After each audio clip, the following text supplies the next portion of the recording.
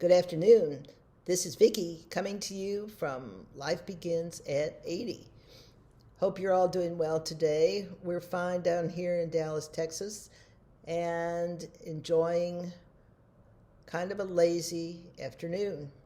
Although it's been a little scary because I've been watching the news, which I should never do, but there has been a series of murders of older people living in senior living facilities. This could be assisted living, independent living. These people were not all that sick, and they were living in these facilities. And one of the employees who worked in the various, he moved around from facility to facility. He was supposedly a nurse, I imagine, and he would systematically find people who had some money and some jewelry, murdered them in their sleep by covering their faces with a pillow, and take all their jewelry.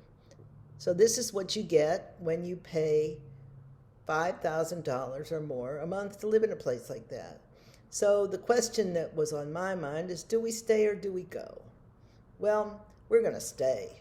I don't need to go pay all that money to live somewhere if they're going to be hiring people like that. Now, you'd think that these senior living facilities would hire people with stellar backgrounds. I don't think they ever do a background check. They couldn't have done a background check on him. He's a murderer. This is probably not the first time he murdered. He is a horrible man. And I watch him on TV every day here. They're doing his trial on TV. And they showed him stalking a woman in Walmart who he later killed. And her family has to watch these things. Can you imagine? I can't even imagine having to watch a family member of mine being stalked and then murdered. That's just the most disgusting thing I've ever heard. So I don't think these places do a good enough job of screening their employees. And I'm not naming names, and I'm sorry if I'm stepping on any toes. No, I'm not sorry. I think it's necessary that they do a better job of screening, because why should an elderly person be subjected to murder? I think it's disgraceful. So maybe these places will learn from this occurrence. But having to watch this awful man on television every day has been a real eye-opener. So I'm staying in my house, and if I need help later on, I will hire somebody, and I will do a very thorough background check on whoever I hire. I will make sure that this person is investigated upside down and inside out, because I don't want to go in a place like where I'm going to get murdered in my sleep.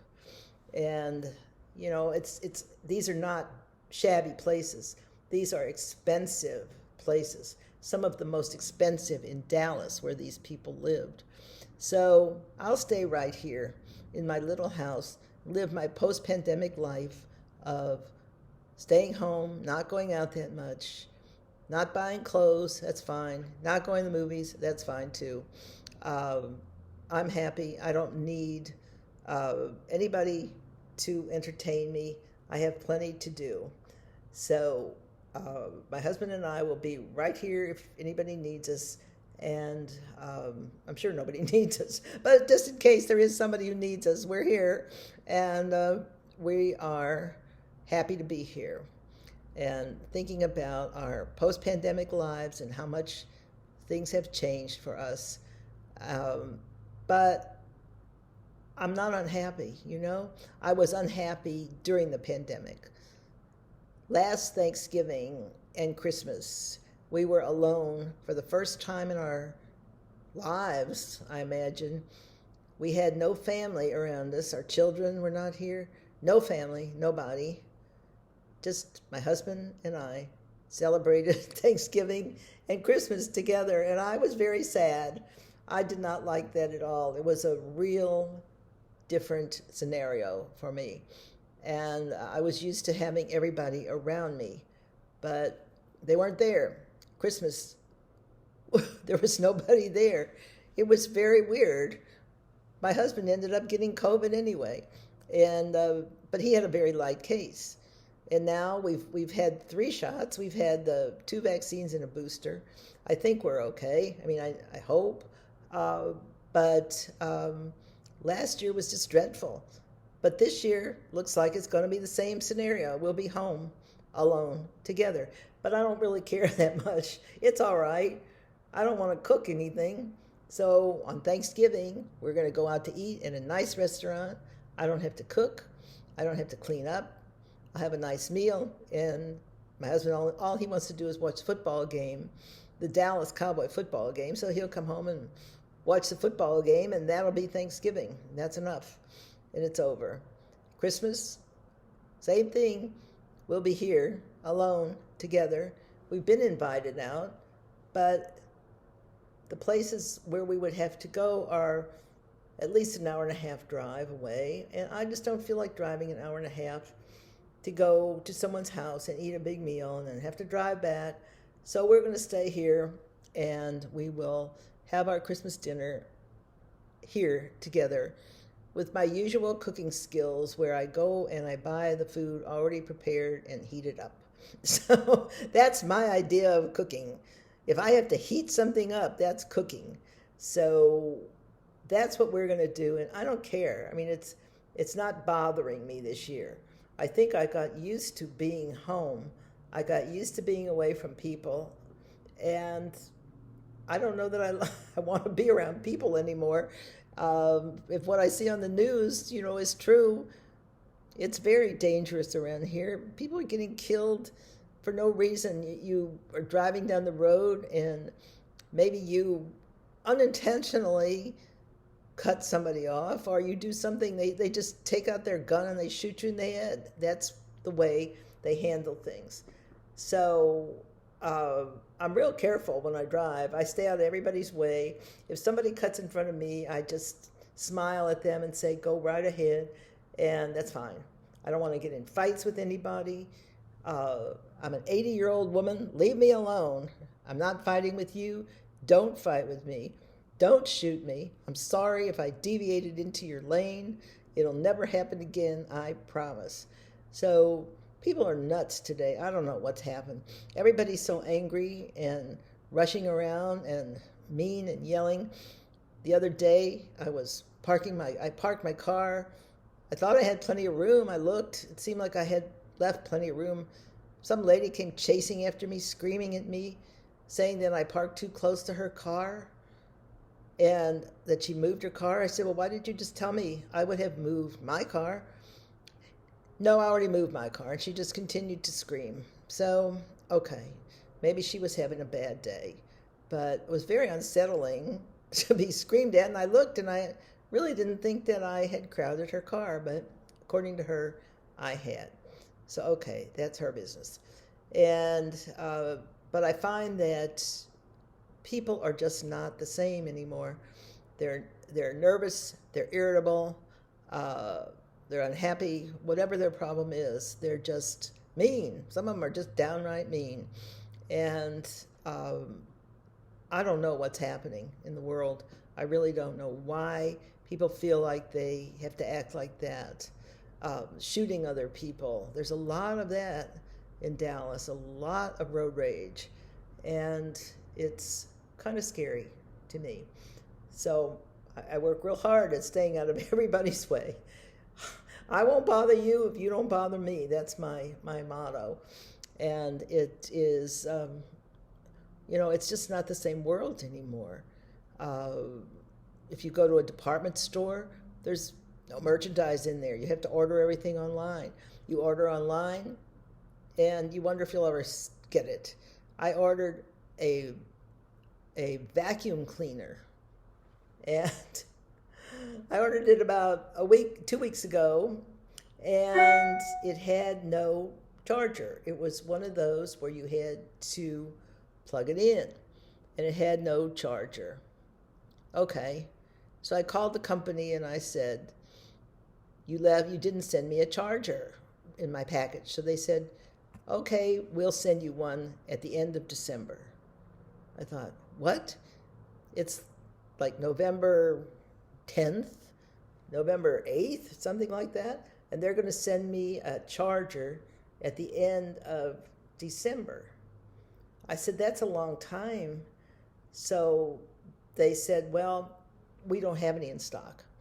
I said, don't you have any other vacuum cleaners there that you could just take a charger out of one of those? Something that's not been sold and just send me a charger? No, we can't do that. So I found that very, very strange that I have to wait 6 weeks to get a charger so I can use this vacuum cleaner, which I'm probably going to just take back because I need a vacuum cleaner now, not 6 weeks from now. So that's kind of a new development. Deliveries just don't come. I've talked to a friend of mine today who ordered a refrigerator a long time ago. She has not seen or heard anything of the refrigerator in several months. So she's getting really tired of that. It's hard to get large appliances. It's hard to do anything anymore. I don't know what has happened in the world, but it's just not the same old world. And I'm sorry because I kind of like the old world. And everything has changed since the pandemic, it seems. And people are so angry. And I have seen examples of the worst behavior, and you're supposed to act like, well, that's just normal. Well, it's not normal. You know, when I saw people storming into the Capitol building, and I know that's old news, I freaked out, literally. I couldn't believe that people would go into the Capitol and start this insurrection and kill people and beat people up, and it just blew me away. That's how old I am. You know, I remember when the United States was a pretty pleasant place to live in, and people would never do that. And anyone who would have done that would have been charged for treason and stuck away in jail forever. But now it's just, you spend a couple years in jail, so what? So you destroyed parts of the Capitol building. What difference does it make? You know, nobody seems to be all that interested in it. So I guess it is a new world, and I'm trying hard, really hard, to fit in it. But I just don't know what a good job I'm doing of fitting in. So that's my complaint for today. And I could go on and on. I could just complain about all kinds of things. But I guess you don't want to hear that. But I don't know. If you do, let me know what bothers you. I'd like to know what you think about things. Am I the only one that gets upset with all this? Am I the only one who finds the traffic annoying? Am I the only one who hates it when somebody cuts me off and then gives me the finger and yells and screams at me? Or my favorite is right by my house, there's an intersection. It says, no right turn on red. There are two big signs that say no right turn on red. Right there. You can't miss them. So I don't turn on red. I stay there and I wait for the light to turn green. And people behind me go insane. They all want to sneak through that light, and it's a very dangerous intersection, and they start honking and screaming and gesturing and going berserk. The other day, one guy even went around me into another lane just so he could make an illegal right turn and missed getting killed by just inches. But they have to... He really screamed at me. Boy, I was afraid he was going to whip out his AR-15 and just give it to me good. But, and I kept pointing to the sign. I pointed, see that sign? Well, he didn't care. So that's how an old lady is feeling today in Dallas, Texas. And I love Dallas. It's my home. And I think it's a really good city. And most of the people here are really nice. But there's always those few bad apples that make everything awful for other people. So if you have any complaints and you would like to have an opportunity to air them, let me know what you think. I would love to hear from other people and see what your opinion is of the times that we live in. But in the meantime, have a good day. If you can, stay out of everybody's way. Stay home, stay safe, and I will talk to you next week. Bye-bye.